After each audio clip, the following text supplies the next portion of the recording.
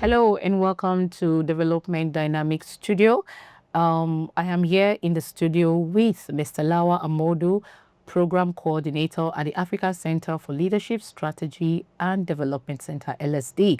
We will be talking and looking into Centre LSD's work through the Green Grant Fund on the cleanup of Ogoniland and the revamp of the ecosystem. Mr. Lawal was actually the program lead under this fund, so we will be talking to him about Centre LSD's work. Mr. Lawal, you're welcome to DDS. Thank you so much. So let's go into it already. Great. Tell of experience, in the last 6 months working on the cleanup of Ogoniland and the revamp of the ecosystem under the Green Grant.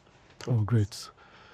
The cleanup of the Niger Delta has been an issue over a long period of time.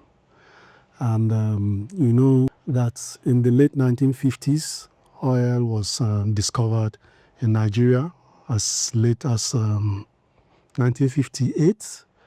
And a few years after, it was found out that the deposit was for a commercial purpose. I mean, the quantum of it is large enough for commercial purposes. And so that inspired the exploration and exploitation of crude oil in Nigeria. Good. It's a blessing. In the 50s into the 60s, it was a blessing because it became like a source of revenue for the country. Initially we had agriculture as our mainstay of the economy, but when oil came, it took over, and then it took over till date. And since then, there has been exploration and exploitation. It has funded Nigerian budget over the years, till date and till tomorrow. It will continue to fund until something else comes to displace oil. So, oil exploration and exploitation comes with enormous challenges. Yes, we said it's a blessing to Nigeria. It is also turning to be like a curse to Nigeria today because of the challenges that it came with. Now, oil exploration has taken place over the years till date, more than 60 years. Yeah, more than 60 years now. And the oil companies that came in and were doing the exploration and exploitation were doing that to the neglect of the environment. So you see that they come, they do exploitation, they try to dig out. At the end of the day, some of the pipes are leaking. The places that they are digging out all of those things from are not also decommissioned in a proper way that will seal permanently any leakage from those kind of pump heads. And so as a result of that, there are a lot of leakages here and there. Pipeline vandalization also came in much later, which was also associated with the crisis in the Niger Delta. There was a lot of oil spills. There was a lot of, even the air was polluted because of the deposit. Gas is used to also, is part of what they used to do exploration of crude oil. And in that process, we burn gas. Sorry. So, and in that process, we burn gas. And when we burn gas, what does it do to the atmosphere? It means that the atmosphere will be heated permanently, particularly in that geolocation where that gas flaring is taking place. And, it also came with its own challenges. But, at the end of the day, there's a lot of atmospheric pressure that comes with it. There's a lot of carbon that is emitted into the air. And we are talking about climate change today and emissions that we are seeing today. And all of those are part of the impact of oil exploration. But on land and within the communities where we are deeply also interested, our lands have been polluted, waters have been polluted, livelihoods have been lost. Health is a big challenge in the Niger Delta today, particularly in Ogoniland. And so there's a whole gamut of challenges that oil has come with. And so Nigeria has looked at that problem because there were serious crises in the 2008, 2009 turn down the line. And so the country looked at it and said, what should we do about the Niger Delta? And you know that the UNEP report was a function of all of that crisis. That UNEP report was launched in 2011. And since then, actions have been taken by different respective stakeholders. Government, yes, they said, no, we are going to set up HYPREP, we are going to do X, Y, Z to ensure that the cleanup of Ogoniland is done. As civil society, and Centre LSD in particular, we also took up the gauntlet to say, look, we can't let this UNEP report lie low. And so we got funding. We worked and got funding from Cord Aid. And Cord Aid supported Centre LSD since 2016 to late 2020 into 2021. And for me, with that project, we did quite a lot. We engaged the communities, we engaged traditional rulers, we engaged the then HYPREP, we engaged the Ministry of Environment here in Abuja, and then every other stakeholders were brought on board. How did we do it? We were doing town hall, we were doing a lot of sensitization, we were doing a lot of capacity buildings, and all of that we did under the Cord Aid.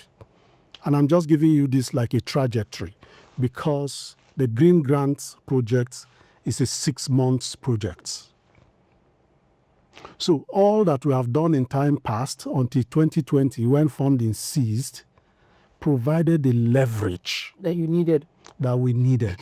It gave us the understanding. It gave us the network. It helped us with what that did to us is that we did quite a lot of work. And so when Green Grant came and said, oh, there's opportunity for funding.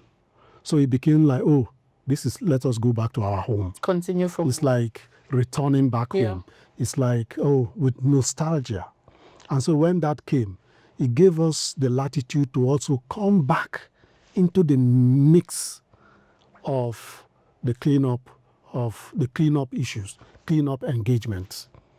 And so when we came, we said, okay, let us look at it, and we said, let's do advocacy on the cleanup and the revamp of the Niger Delta ecosystem. And so we got that piece of grant. It has brought us back into the limelight again of Ogoni cleanup. Today, leveraging on that project, we did quite a number of things. Yeah, it was a 6 months project, but I tell you that it came with some impact of its own, because we were able to do conduct a research, which we titled as a policy brief on the cleanup of the Niger Delta and the revamp of the ecosystem. We did that policy brief. We did fact sheets out of it. We were able to engage our stakeholders. When we did the policy brief, we actually gathered a lot of persons, online and physical, so we can deliberate again on the issues of the Niger Delta and test what our consultant has generated as a report for us. So we did that, we tested that, brought a lot of persons, women, youths, organizations, community leaders, traditional leaders, and all of that.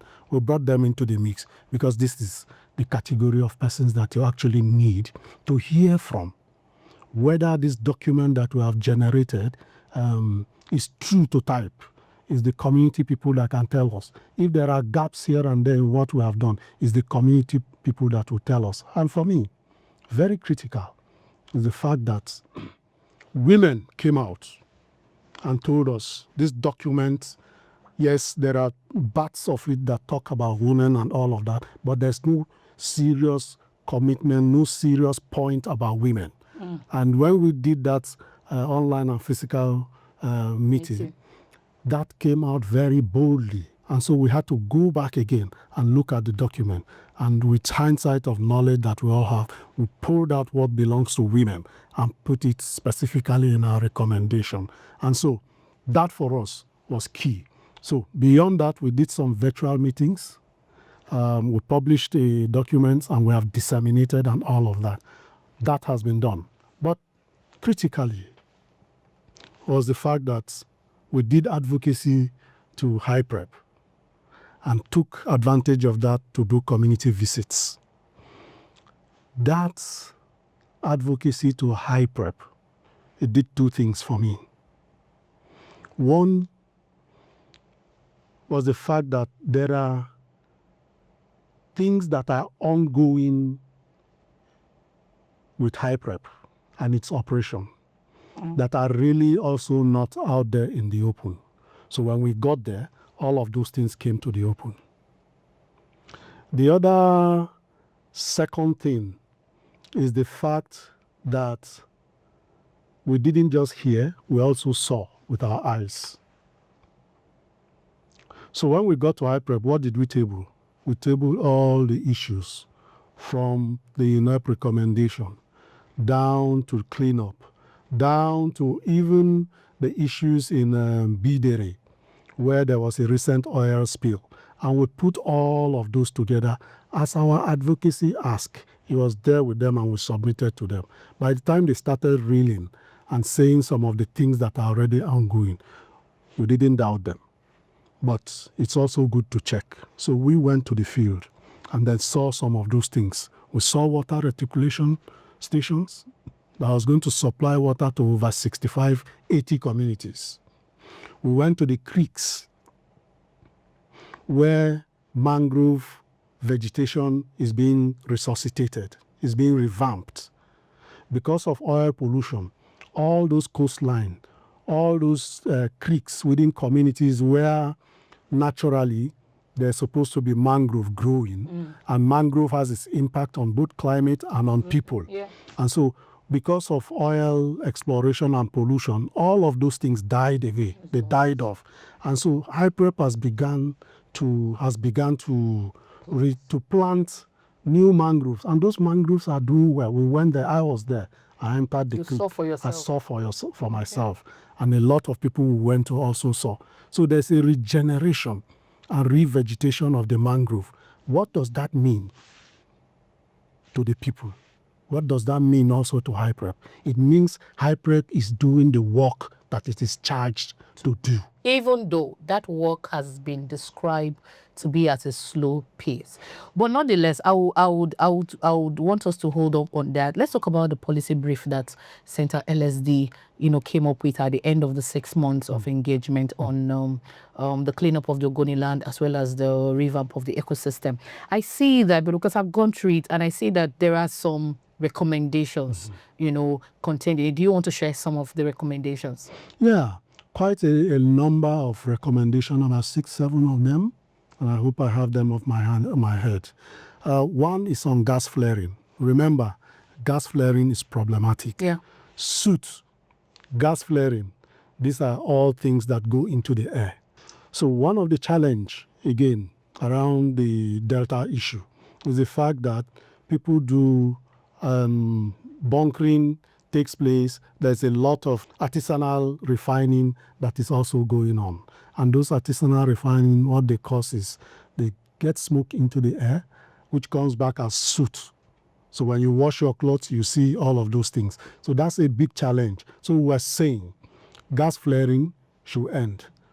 Livelihood of women, which is one of the key recommendations that didn't come out very boldly, that women also called our attention to come back to. We said, look, there has to be livelihood component for women because women bear the brunt of the cleanup challenge. They have to take care of themselves, take care of family, look for livelihood for everybody that covers everybody. So livelihood of women has to come out very boldly in that policy brief. We also look at it and say, look, the cleanup is slow. We need to accelerate it. We need to accelerate it. And that acceleration, I bet you, that when we got to the field, some of those things that we saw, the center of excellence is at 90% and above completed. And once that place takes effect, a lot of things it is going to change. It's going to be a center for research. It's going to be a center where people come and learn a lot of things. It will be open to foreigners to even come and research. The part of the UNEP report is water. Accelerate it, put water for people, revamp people's economy, conduct trainings for people, and all of those things are also happening. These are some of the key things that I can put off from. All right, that is absolutely good to know. So, Mr. Lawa, just one word on your assessment working in the Niger Delta. If you were to give an advice, say, for instance, to the Nigerian government, what would that be? Having worked in this region for the last 6 months. Government should put more money into HYPREP. The HYPREP we know today, HYPREP is working, and it is working in the interest of the people. So there are a lot that needs to be done. They have done cleanup in less complex sites. They are moving into very complex sites, and that complex site requires a lot of money. Let there be enough funding from both government and the oil companies. Put those monies together and invest it into the Niger Delta cleanup thing, and let the ecosystem be revamped. The stakeholders, the local community people are interested as it is today, because one of our own, who is a civil society actor, whom we also worked with in the course of implementing the Cordate project, is the one at the helm of affairs today in HYPREP. And HYPREP has never performed even to any optimum until 2 years ago when he took up the position. And I'm sure that if that funding is there, I think a lot of things will happen, because the people in the community, they see HYPREP as their own government. HYPREP is the government they know. The state government, they don't know. Federal, they don't know, and they don't want to know. But they know that HYPREP is doing 1, 2, 3 different things for them, and so is their government. Thank you very much, Mr. Lawal Amodu. This podcast, we've been speaking with Mr. Lawal Amodu, a program coordinator at the African Centre for Leadership, Strategy and Development. And majorly, we've been talking about his work in the last 6 months under the Green Grant Fund on the cleanup of the Ogoniland and the revamp of the ecosystem in the Niger Delta. Thank you so much for joining us on this podcast. Until next time, my name is Tracy Ihezai. Thank you. Bye-bye.